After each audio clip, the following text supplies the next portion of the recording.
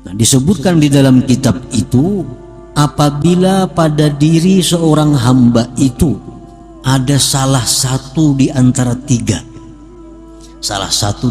tiga, maka orang ini bisa kita iktikadkan bahwa orang ini adalah orang yang mulia di sisi Allah.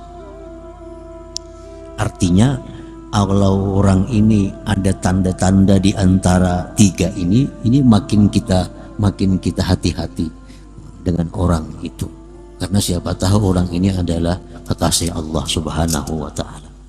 Shalli wa sallim ya salam ala nabi khairil anam wal ali wa Bismillahirrahmanirrahim. Assalamualaikum warahmatullahi wabarakatuh. Alhamdulillahirabbil alamin. Allahumma shalli ala sayyidina Muhammad wa ala ali sayyidina Muhammad. Sahabat channel Al-Madinah yang dirahmati Allah, kembali pada kesempatan yang mulia ini kita akan sama-sama mendengarkan tausiah yang akan disampaikan oleh guru kita Al-Mukarram Kiai Haji Muhammad Bakhit atau Guru Bakit. Semoga dengan wasilah tausiah ini Allah Subhanahu wa ta'ala menambah ilmu kita, sehingga kelak pada hari kiamat kita diselamatkan dan dimasukkan ke dalam surganya. Amin ya rabbal alamin. Mari kita simak video tausiah ini hingga akhir. Semoga bermanfaat dan bisa kita amalkan. Sesungguhnya Allah Subhanahu wa ta'ala menyembunyikan tiga hal dalam tiga perkara.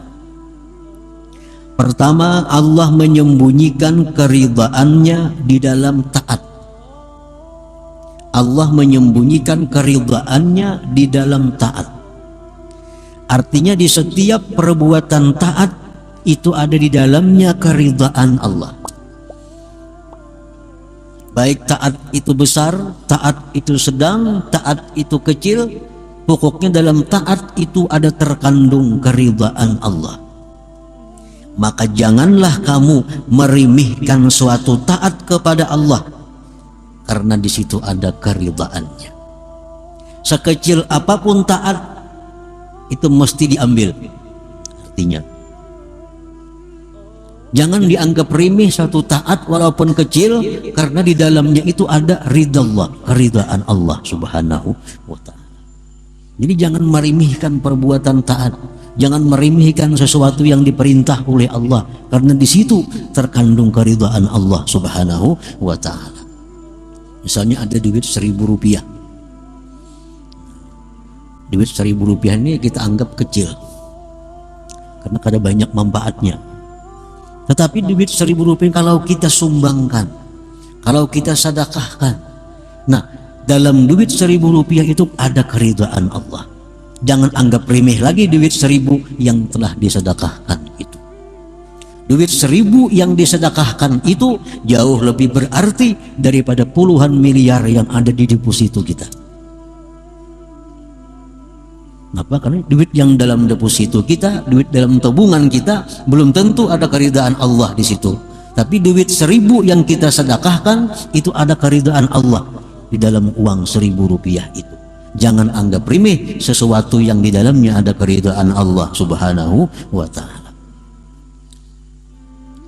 Nah, yang kedua, Allah Subhanahu wa ta'ala menyembunyikan kemurkaannya di dalam maksiat. Jangan kamu remehkan sekecil apapun maksiat kepada Allah. Jangan kamu anggap remeh maksiat sekecil apapun, karena dalam maksiat itu ada kemurkaan Allah.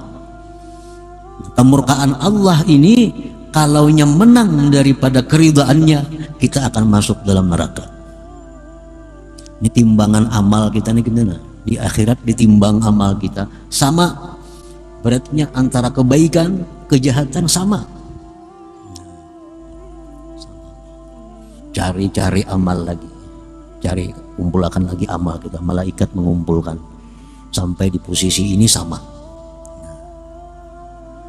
Datang amal kejahatan halus saja, kayak rambut diandak ke sebelah kiri, barat ke sebelah kiri.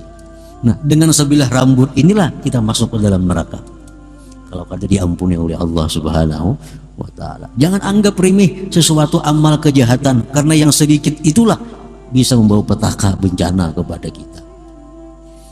Kalaunya sama aja itu bisa selamat.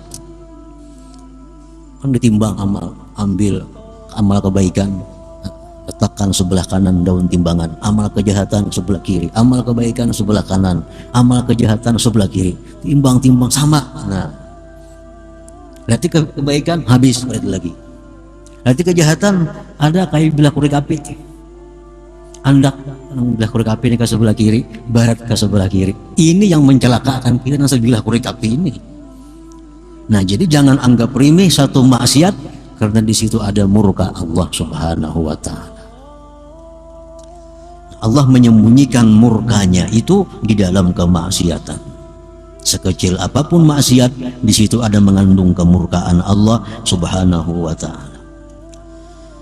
Yang ketiga, wa khabba'a awliya'ah fi ibadih. Allah menyembunyikan para walinya, Allah menyembunyikan kekasihnya di tengah-tengah hambanya.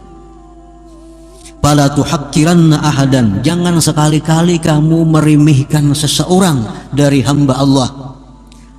La'allahu waliyullah, barangkali dia itu adalah kekasih Allah Subhanahu wa ta'ala.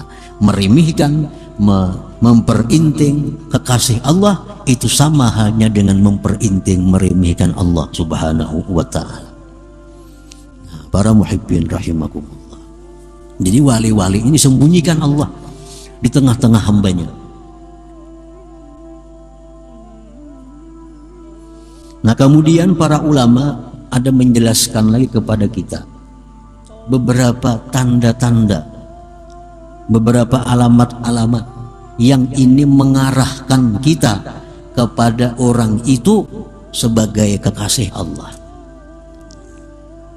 Kan jangan kamu remehkan hamba Allah, karena di situ ada wali-walinya. Siapa tahu yang kamu remehkan itu adalah waliullah, maka engkau akan binasa. Nah, ada tanda-tanda yang mengarahkan kita bahwa itu makin mendekati waliullah, makin mendekati, bukan memastikan. Disebutkan dalam kitab Al-Ilmun Nibras, ini alamat-alamat yang mengarahkan bahwa itu ada kemungkinan hamba Allah itu seorang walinya. Nah, disebutkan di dalam kitab itu, apabila pada diri seorang hamba itu ada salah satu di antara tiga,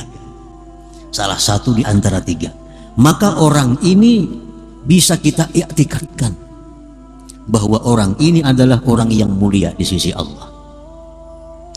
Artinya, kalau orang ini ada tanda-tanda di antara tiga ini makin kita hati-hati dengan orang itu, karena siapa tahu orang ini adalah kekasih Allah Subhanahu wa ta'ala. Yang pertama tandanya itu adalah orang ini dimuliakan, dihormati oleh ulama-ulama ahlil ilmul batin, ala ayyi sifatin kan. Nah, orang ini dimuliakan, dihormati oleh para ulama-ulama ahli ilmu batin. Nah, bila ada orang seperti itu, nah ini mengarahkan kepada kita orang ini orang yang mulia di sisi Allah, dan kita makin berhati-hati dengan orang yang seperti ini. Jangan sampai kita kehilangan adab dengan mereka atau tidak membenarkan apa yang mereka kerjakan atau katakan. Nah, orang ini dimuliakan, dihormati, disayangi oleh ulama-ulama ahli ilmul batin, oleh ulama-ulama sufi. Nah, ulama-ulama sufi itu menghormati lawan orang ini, walaupun orang ini misal suka berbuat maksiat. Ini ada orang ini kelihatan suka berbuat maksiat, tapi ulama-ulama ahli ilmu batin menghormatinya. Nah, kita hati-hati dengan orang itu. Yang kedua, ulama-ulama ahlul batin tidak ada yang menghormati orang ini, tetapi orang ini orang yang kuat dalam agamanya, dan pada dirinya ada timbul hal-hal yang menyalahi adat. Walaupun orang ini kadang-kadang mau melakukan maksiat yang zahir. Nah ini orang ini mengarah juga kepada orang yang dimuliakan Allah. Ini orang berpendidikan agama, orang ini beragama kuat. Pada dirinya tuh ada timbul kadang-kadang hal-hal yang menyalahi adat atau karamat lah. Tapi orang ini mau melakukan dosa-dosa yang zahir. Nah orang ini pun orang yang mesti kita hati-hati dengan orang ini. Artinya mesti beradab dan mempercayai mereka.